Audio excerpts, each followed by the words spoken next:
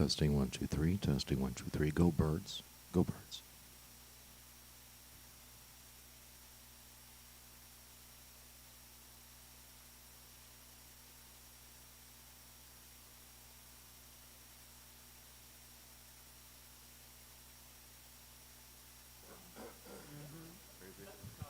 Who did Song assault it? He gave him his window.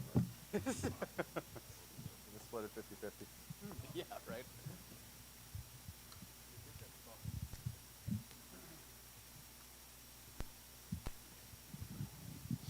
What's up, guys? How are you? Thank you. The gate was 3.84 million. We broke the record again for North American Fight Night gates. Sold out. Attendance was 18,287. Fight of the night was Minifield and Walker. Performance of the nights were Jean Silva and Ricky Simone. They all won $50,000. Start off with the main event. Obviously not the way you want to see any fight end. Did you know, as Henry's getting to minute 4, minute 5 with the eye poke, that he's probably not going to be able to continue? Yeah. Do you think he was kind of like gaming the 5 minutes to see if it would come back, or do you think he was just desperate to continue? What do you think of his decision making in the moment? I have no idea. I'll let him answer all those questions. Song looked good. And, yeah, only he can answer those questions. It was a good I competitive... don't know if he thought, if I stop here, is this a DQ and no contest, or I don't know what he was thinking, but, or maybe he can't see. Before the fight, it was competitive. Song did look good. I think both of them had their moments. What did you think of the fight before the doctor had to stop? Listen, the card was incredible. The entire card was incredible. Give us your thought. You gave him a bonus, but Ricky Simone's knockout at the beginning of the night was unbelievable. One of the best performances you saw this night. Yeah. I mean, I know you guys have sat through this a million times, but there's this thing that I call the curse of the prelims. When the prelims are incredible, the main card sucks. So we were all saying that. Thank you, Seattle, for breaking the curse. I wanted to talk to you. Obviously, you had a big week at the UFC. Some crazy stuff went down. With Ilya moving up to lightweight, vacating the title. You weren't able to announce it then, but is it safe to say that Ilya Islam is the fight that we're sort of working towards, or could he be fighting? There's still other possibilities. So there's a lot of shit going on right now. Yeah. Otherwise, I would have said. Did he vacate the belt, or did you guys say, if you're moving to lightweight, then we don't want to hold up the featherweight division? No, he did that. He said, I've done everything I can do here. I'm ready to move up. And he vacated it. He said, I shouldn't be holding up anybody's opportunities. And, it's always, I respect when guys do that. Diego Lopez said in an interview that the UFC are going to try and sort of stop double champs from happening in the future. Like, so if this case happened, you would have asked Ilya to give up the belt. I don't know if that's a rule, but is that something you'd rather see guys actually vacate rather than try and do both at the same time? Unless you think you can, defend your title. Listen, if there's a guy that thinks he can do it and wants to defend both belts and has accomplished all these great things, I would have no problem with it. But you're going to be busy. Did you think he had more work to do at featherweight? Were you okay with his move, or did you think, I think that he felt he had done everything with the guys that he beat. If you look at who he beat and how he beat them, right? And I don't think he loved making that weight anymore. And then just talk to us about how Bilal ends up fighting Jack Della Maddalena, how you had to reshuffle all that, and your thoughts on that fight coming up. Good. Yeah. No, listen, a lot of shit happens behind the scenes, man. A lot of bullshit that we got to deal with, but that's the business. So whoever is next in line gets the title or the shot or whatever it might be. There's so many times that we've had people to fall out, the night of. I mean, we've had lots of crazy shit happen, but it all worked out, and it usually does. Just getting back to the main event, obviously Henry and Song seem like they want to have the rematch. Is that kind of what you're thinking, that they should run that one back? Or? Not at all. Not at all? Okay. Not even a little bit. Why is that? I just don't want to see it again. Okay. Do you?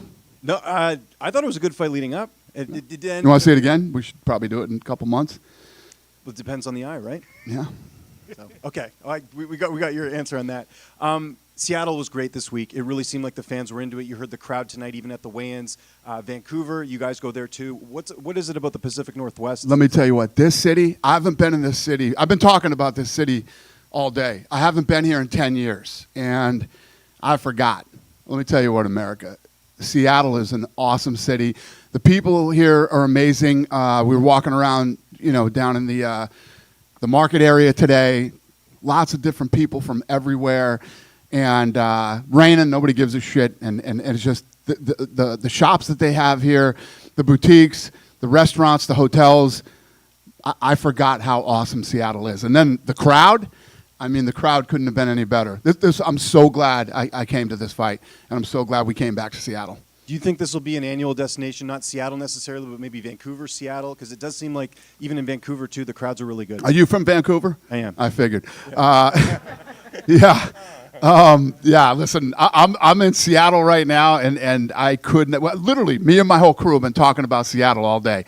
This place is awesome, and we will not wait 10 years to come back here. Okay, talking about some of the fight announcements, we obviously had Valentina and Men on. Weili Zhang got that big win a few weeks ago. A lot of people would like to see her move up. Would you like to see her fight the winner of that title fight in Montreal, the co-main event? Yeah. Great. Okay, and just one more for me here. Obviously, Dustin Poirier is a name that we're hearing might have a fight booked here pretty soon.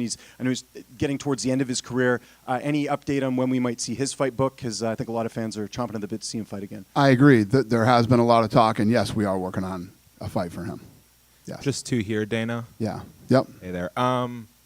Regarding the super fights and the champ stuff, I feel like in the past there had maybe been more eagerness or enthusiasm about booking these super fights, whereas now, like when we even talk about Alex Pereira moving up or Dricus, you seem to want these guys to focus on their divisions. Has there been any sort of philosophical change in the matchmaking process about keeping guys in their divisions? Unless you've really wiped out a division and like John Jones, who was in lightweight forever and then moved up to heavyweight. Ilya, I get it. It makes sense, when I, like I said, who he's beat and how he beat him, and now he's tired of making weight and wants to move up to 50, totally makes sense. But no, I'm definitely, Weili Zhang that just asked me, she's accomplished just about everything you can accomplish in her weight division, and I don't have a problem with it, But I haven't, the philosophy hasn't changed. It's just on a case-by-case basis. And then I saw a headline going around an interview Dan Hooker did with Submission Radio where he seemed to suggest that Justin Gaethje had asked for and been granted a 3-round fight instead of a 5-round fight. Is there any truth to that? Yeah, I don't know. Okay. Dana, over here. Obviously, eye pokes have been a problem for many, many years. You tried to solve them with new gloves, and they're going to be in the sport. But like a significant eye poke like that, do you believe a point should have been taken? If you thought it was intentional, if you thought he intentionally poked him in the eye, do you believe it was intentional? Yes. Why would he poke him in the eye? He was doing pretty well. If he was getting his ass whooped and poked him in the eye, you could probably make the argument. But you're not sure it wasn't intentional. No, it didn't. What's your last name? Cejudo? Jimmy Cejudo over here thinks it was an intentional eye poke. It didn't seem it. No, yeah, I get your point, but it was fight altering, right? So, yeah, yeah. Yeah, listen, eye pokes are never good, but like you said, they happen a lot, and fights do continue after eye pokes. I don't know. I'd have to look and see how many fights were actually stopped due to an eye poke. Not many. Right. Fluffy Hernandez picks up a big win. Seems like he's getting up there, man, to a top contender. What did you think of his performance? Who did you say? Anthony Hernandez. Yeah. Yeah.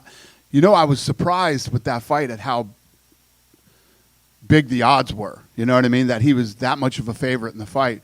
And when the fight started, Allen looked like the odds makers were very wrong, but it flipped and turned around, and yeah, he won a big fight tonight, beating Allen.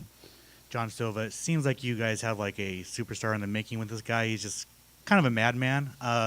Definitely a madman. What are your thoughts on him? Yeah, he's fascinating. That's for sure. Sean Shelby is a big believer in him and thinks very highly of him. So Does that mean that maybe he gets like a top 50? listen, when the matchmakers love you like Sean Shelby loves him, it's never a bad thing. He did call out Bryce Mitchell. Do you like that fight? I bet there's a lot of people that do. I don't know. We'll see. And then on the prelims, Austin Vanderfort's opponent pushed him after the fight. Yeah.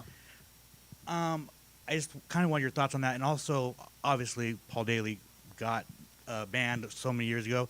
Has policy changed like that? Or He punched. Paul Daly punched Right. Koscheck in the face. Listen, yeah, it's never good when you go over it. But, I don't know why he went after him. I understand he was upset with the referee. And when you watch that fight, if you look, I get why he was upset. He was blocking a lot of the shots. He was blocking. He was still trying to get out of there. And as soon as the fight was over, listen, if a guy is taking a number of just unanswered shots and he's laying there on the ground, he was defending and moving around. And so I understand why he's upset, but yeah. Listen, you know how we are here. He went over and pushed the guy. What should we do? What Paul Daly did was completely different. You just had you had 3 5-minute rounds to punch this guy in the face, and you couldn't. So you're going to go over and punch him in the face after the fight when he doesn't expect it? That's why that was done. He went over and pushed him.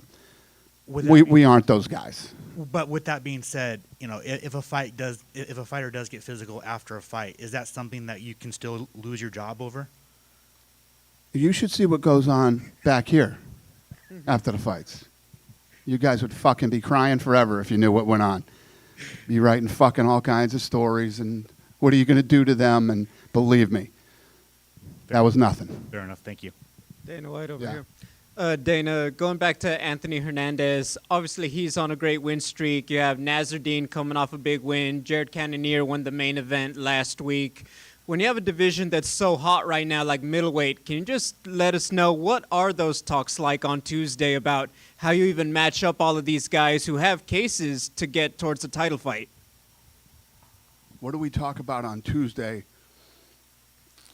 about what is your question? Like all these top middleweights, they're all in big fights. Guys are looking great. Guys are on win streaks. How do you begin those conversations about how you even move these guys toward the belt? It's a good problem to have. So when we get in the room and we got these guys that are all, popping and doing great, and now it's just a matter of timing, who's hurt, where are we going? There's a lot of different factors that play into who's going to fight next and where, and yeah, it's not just. There's a lot of things that go into the matchmaking other than just who's on fire or whatever. You've seen a lot of teams have these dominant moments, right? American Top Team has had great moments, a.k.a. Going back to John Silva and the Fighting Nerds, I mean, you got Carlos Prates, his teammate Caio Borraio. Just what do you think about the moment that whole team is having right now in the UFC? Huge. And I will tell you this, Prates is a guy that we talk about every Tuesday. Every Tuesday we talk about him. Do you have a fight for him that you could break the news for us? No, The but we're lovely city of working on it. Seattle? We talk about him every single. We talk about that guy Tuesday, Wednesday, Thursday, Friday. He's been talked about a lot lately. And then finally, just want to ask the signing of Patricio Pitbull for the fight against Yair. Obviously, you had talked about it, that it might be in the works. Essentially, what got the deal done to bring Patricio Pitbull into the UFC? A phone call. With who? Him. Love it. Dana over here. I kind of want to springboard off of that with Patricio because I feel like there's a lot of parallels with him and Michael Chandler when he came in, kind of older established guy, Bellator legend, all these things. Do you think because of the age and where he's at in his career and, fighting a guy like Yair on the same card as the featherweight title fight, is he more capable of getting a title shot quicker because of maybe not so much time left, or how do you kind of view that whole aspect? I think that obviously he's going to get the opportunity now to come in here and challenge himself against the best in the world, and no matter where he's at in his career, beating Yair is a big deal. So he comes in and he beats Yair. you know, I don't know. We'll see. Again, like I said before, we'll see how this whole thing plays out. But massive opportunity for him, and we're excited to give him it. Is that fight kind of, unofficial backup just in case of emergency because it's on there? That it needed the guy. I hate talking about backups. I hope not. And just kind of in that same vein, to another guy who was on the market, Aaron Pico, same division. Has there been any progress with him? I was telling you, Sean Shelby loves Silva. That guy loves Aaron Pico. So when these guys love you as much as they do, I think good things are probably going to happen. And just as we're getting back in the Pacific Northwest here, you still owe Portland, Oregon a show too. Is there any chance of getting back to Portland? Yeah. Listen, we want to go everywhere we haven't been in a long time, and this just proved that, we got to get back to. I can't tell you enough about my experience. I was here for one night and one day, and my experience in Seattle has been incredible. The place is so great, and yes, the answer is yes. And I guess the last one for me, actually, in terms of the bantamweight division, Sean O'Malley looking likely to rematch Merab, right? And we just got the Sandhagen announcement too. I'm kind of curious how that matchmaking came to be. Was the idea always, again, I don't think the O'Malley one is official yet, right? But we're leaning towards that. How did we get there with so many different options? I think for Sean O'Malley, we could have done maybe an Aldo possibility. There's, especially with him, so many options. How did the bantamweight division shake? They want to fight each other. I think people want to see it. Good? Seriously? Thank you, Seattle. What a great experience.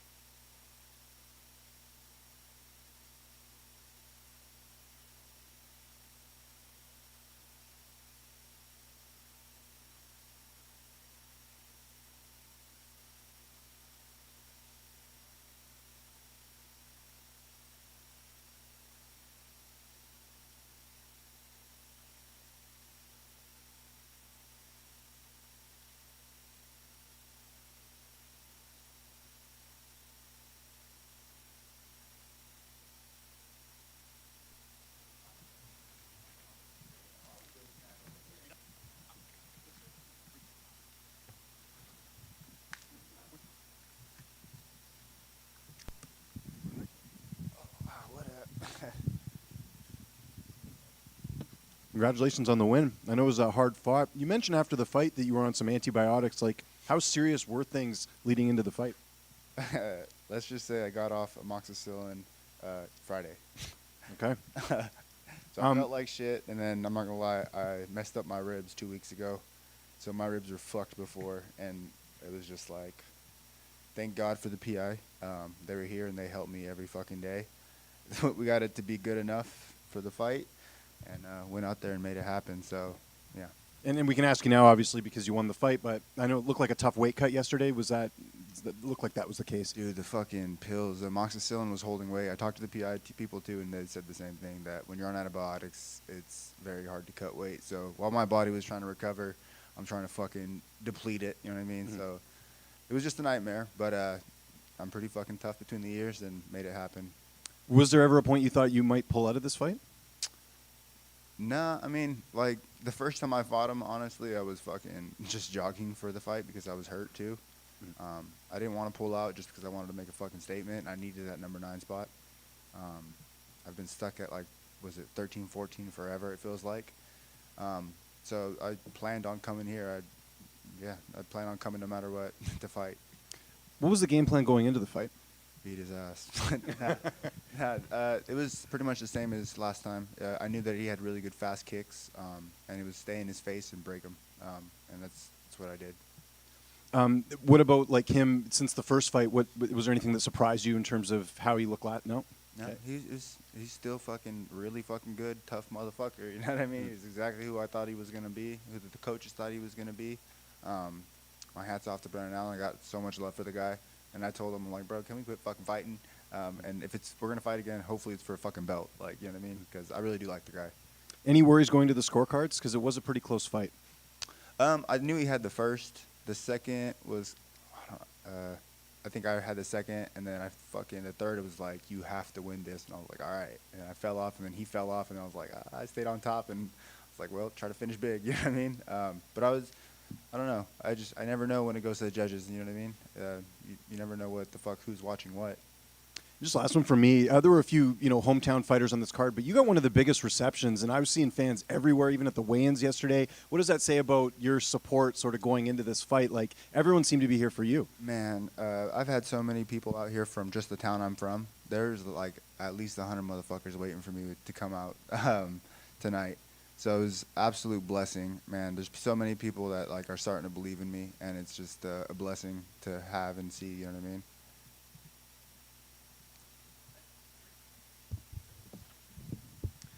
Hey, Anthony. Hello. So I counted 4 reversals in the first 2 rounds. How was that grappling from your perspective? Did he surprise you with anything, or was it kind of similar to the first fight? Similar to the first fight. And in that first round, I believe you threw a head kick, or he threw a head kick. You caught it, and he tried to take your back off that head kick. I've never seen that before. Did that surprise you? He's a motherfucker. No, it didn't surprise me because the first time he fucking took my back like that was some weird ass shit on the cage when I was trying to like wrestle him. He like spider monkeyed around, so I knew what he had. You know what I mean? He's really fucking good. I mean, he's number 9 for a reason, or he was number 9 for a reason. You know what I mean? And now I guess you're officially a top 10 guy, I would say, most likely. Any names that catch your eye in the top 10? Honestly, I really don't give a fuck. Give me someone who's going to prove that I'm ready for a title shot. Anyone from 5 up, I would love to fight. Congrats. Thank you. Buffy. It seemed like in that third round he hit you with something, and like you kind of like were blocking. Like, was it like a punch to the eye or something? Like, do you remember? That shit went right in my eye socket, and they fucking stopped. When I hit him with the jab in the eye, they stopped it. When he hit me in the eye, they didn't stop it. I was like, you motherfuckers. You know what I mean? It was just like, whatever. I figure it out, back up, try to like see again. And if he does get close enough, hit that motherfucker. You know what I mean? But yeah, no, that shit sucked. Were you surprised he wasn't trying to strike with you more, and he just wanted to keep engaging with you with wrestling? Not really. I mean, it's kind of how he's kind of like he falls into the like a pattern. You know what I mean? Like he will try to beat you out. He's very well rounded, so he will try to beat you at your game, kind of. And that's kind of like what happened. And plus, when I'm coming forward, it's kind of hard to kickbox. I just wanted to go back to Friday real quick. The weigh-ins, obviously at the last minute. Was it ever touch and go? Like, man, I might miss at that point because you did take it to the wire. Yeah, no, it was fucking sketchy, man. I was I was freaking out for a second. I'm not gonna lie. But we fucking managed to do it. You know what I mean? Had to weigh in naked, but fuck it. It is what it is. I was on antibiotics. I mean, there's really like everything that could have went wrong, and we still managed to fucking gangster it out. So it is what it is. Congrats. Thank you. I appreciate it. Over here, Fluffy. The fight was very competitive, especially compared to, let's say, your fight against Michelle Pereira. Do you think that is more indicative of the quality of guys you're beginning to fight, or maybe how depleted you were coming into the fight? I don't want to take away like saying I was depleted just because he is very good. You know what I mean? I don't know. It is what it is. He's a very well-rounded fighter. My hats are always off to Brandon Allen. You know what I mean? I don't want to take anything away from anyone. I'm sure he felt like shit too. But I was the bigger dog today. I feel like that answer segues nicely into this next one. You're right. I saw so many people in fluffy T-shirts everywhere I walked today. I would describe you as a very normal and grounded person relative to a lot of fighters. Is that at all surreal to see the sort of support that you're getting right now? And it's fucking awesome. It's like everything I've ever believed in, people are starting to see. You know what I mean? I've always believed in myself, and now people are starting to believe in me too. And it's very fucking touching. It's a blessing. We talked earlier in the week, and you mentioned already here tonight that, you know, you were a little annoyed this week and coming into this of being stuck in 12, 13, 14. Yeah. You're going to be in the top 10 when the rankings update. What's that mean to you now? Man, it's a blessing, but at the same time, I'm still not happy because the only thing I want is the damn belt, man. The fucking, all this other shit doesn't really matter to me. It's like, all right, cool, we did it, but I expected to do this, so now it's just like I was telling the coaches, back to work on Monday. I'll be in the gym. We'll be back to studying, be back to lifting, back to everything. For a dude that doesn't like wrestling and didn't like wrestling initially, you now have the record for the most takedowns in the middleweight division. Do we have to admit that we really like wrestling now? No, I still don't. But but my coaches make it very fun, and they've helped me a lot. No, honestly, it kind of like it warms my heart a little bit because my dad was a wrestler, so it just comes back to that. You know what I mean? It's a fucking blessing that I'm getting noticed for great wrestling when I wrestled for like in school. I got kicked off for grades, maybe like half a semester in wrestling, and then I have fucking amazing coaches that have been like helping me, doing a lot of privates and just cleaning up areas, like super amazing. Appreciate it. Yeah, of course. Thank you.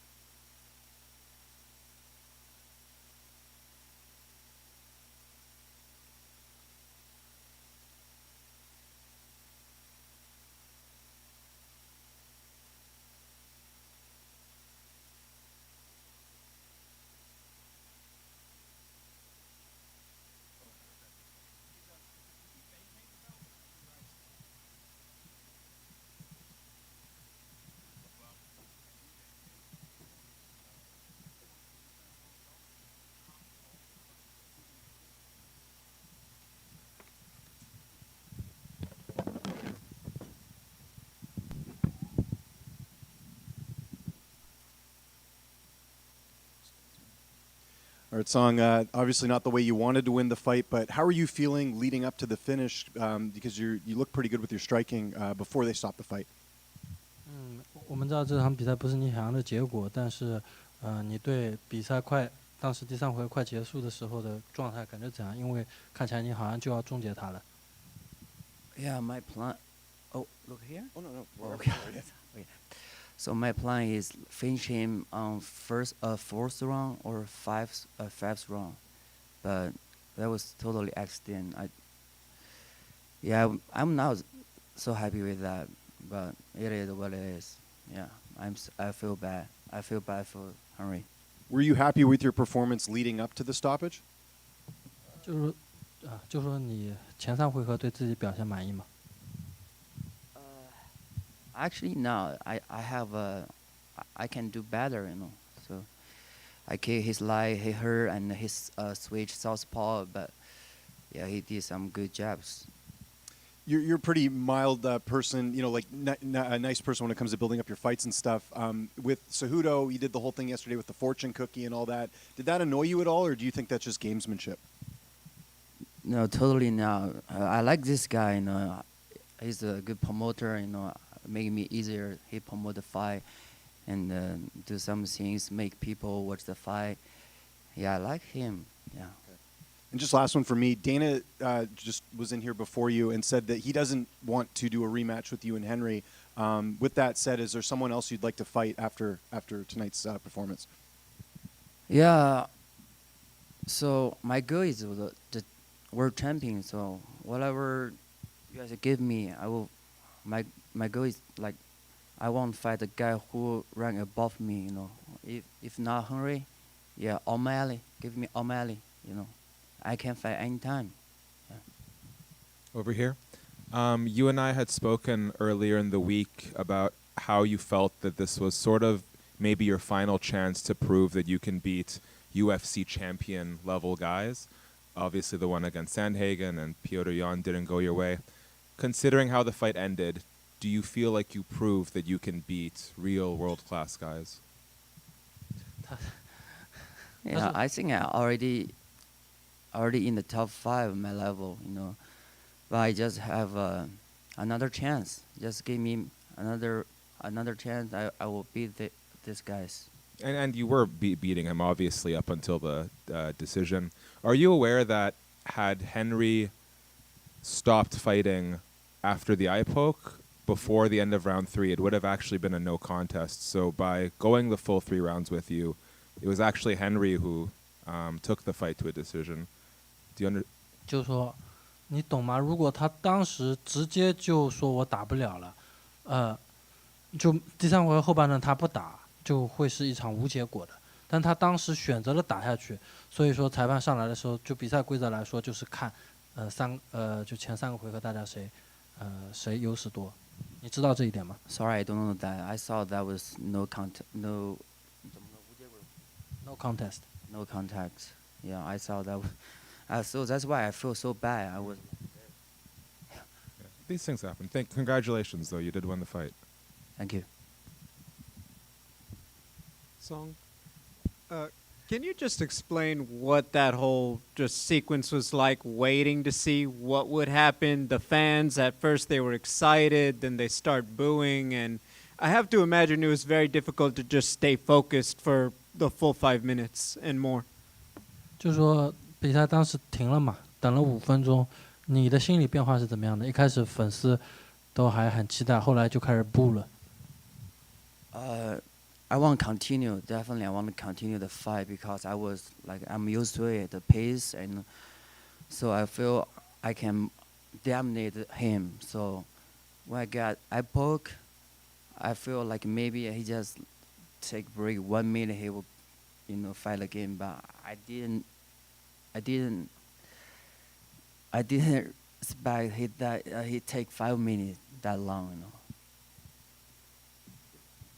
So over here, congrats on the win. Thank you. In the 3rd round before the poke happened, it looked like you were talking to him. What did you say to him in the fight?